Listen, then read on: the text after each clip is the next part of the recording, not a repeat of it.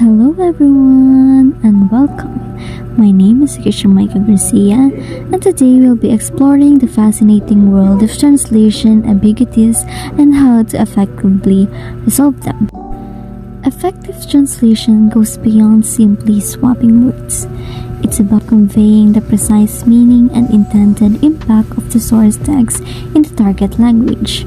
This often involves navigating ambiguities, situations where words, phrases, or sentences can be interpreted in multiple ways. So we'll be focusing on three key types: lexical, syntactic, and cultural ambiguities. To tackle these ambiguities, we have several powerful techniques at our disposal. First, we can consult the original author for clarification.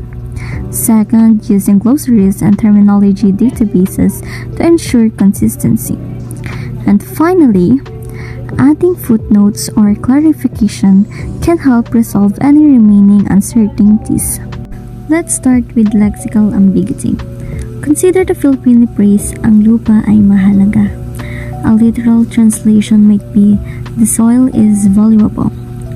However, the lupa itself is ambiguous.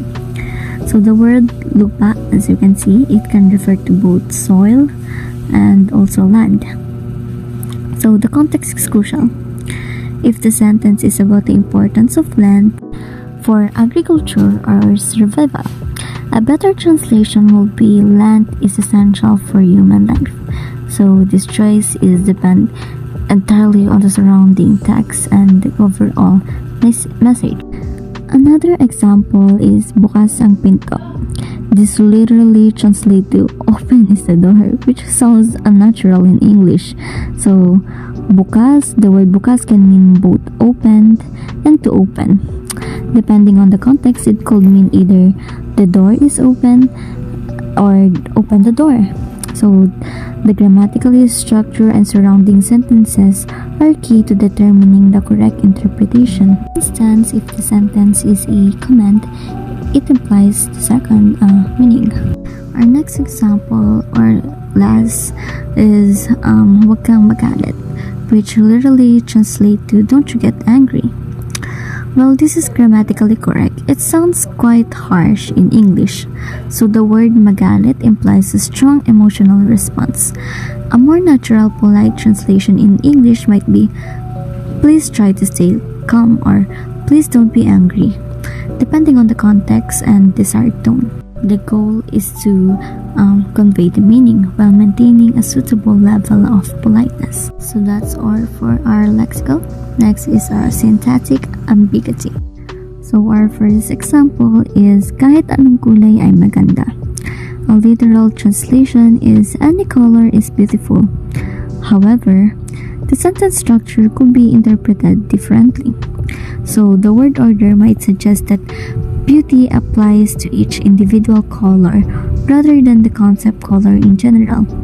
A more accurate and nuanced translation would be every color has its own beauty, which better conveys the intended meaning and avoid the potential ambiguity.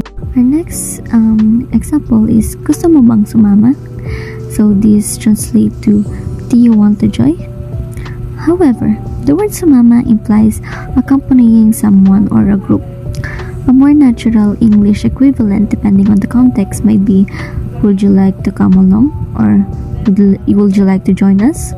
So the choice depends on whether the invitation is to a specific event or to join a group in general. Our last example is ang pinuno ay hindi dumating. It literally translates to the letter did not arrive. The ambiguity lies in the reason for the absence. The verb dumating simply states the fact of non-arrival. A more refined translation could be the leader was unavailable to attend. The leader failed to arrive, depending on the context. So adding more detail clarifies the meaning and remove any ambiguity. Next is cultural ambiguity. The first example is nasa tamang panahon ng lahat. So cultural ambiguities are particularly tricky.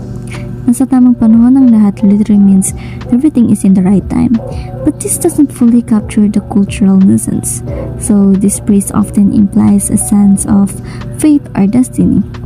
A more cultural appropriate English equivalent would be everything happens for a reason or everything happens in its own time, reflecting a more common English language sentiment. Example number 2, the phrase huwag kang mahiyang magtanong, literally don't be shy to ask, might be better translated as feel free to ask question or please don't hesitate to ask, reflecting a more common politeness convention in English. Filipino culture might emphasize indirectness, while English often prefers a more direct approach. So that translation needs to bridge this cultural gap. And finally, walang talo sa buhay. Literally mean there is no loss in life. Is culturally specific expression with a deeper philosophical meaning. It suggests a perspective of continuous growth and learning.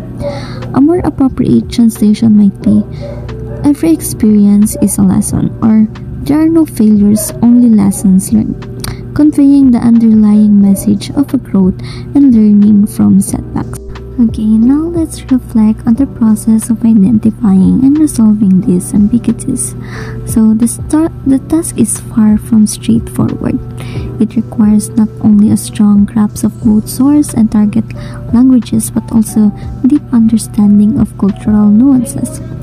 Lexical ambiguities demand careful consideration of context and word choice, while syntactic ambiguities necessitate a thorough understanding of grammatical structure in both languages, and cultural ambiguities present the most significant hurdle, requiring sensitivity and awareness of the cultural context surrounding the text. Resolving these ambiguities is essentially a problem-solving process.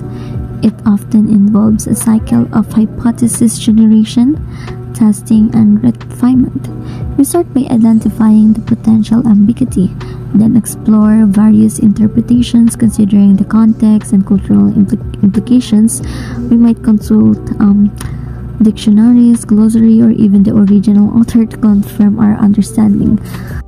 The process is iterative, demanding patience, critical thinking, and willingness to revise our initial interpretations. So this iterative process highlights the importance of collaboration between translators and editors to ensure a high-quality final product. Throughout this exploration, the paramount importance of context and cultural sensitivity has become strikingly clear. So a word or phrase that is perfectly acceptable in one culture might be offensive or misleading in another. So direct translation, while sometimes tempting, often fail to capture the true essence of the original text. So instead, we need to strive for equivalence, finding ways to convey the same meaning and impact in the target language, even if it means departing from literal translation. This requires a deep understanding of both the linguistic and cultural landscape of the target audience. So in conclusion, resolving ambiguities in translation is not merely a technical exercise. It's a creative and intellectually challenging endeavor that demands linguistic expertise, cultural sensitivity, and a rigorous problem-solving approach. So by mastering these skills, we can ensure that our translations are not only accurate but also effective and engaging and cultural appropriate. So thank you for your time. I hope this presentation has provided valuable insights into the complexity of translation.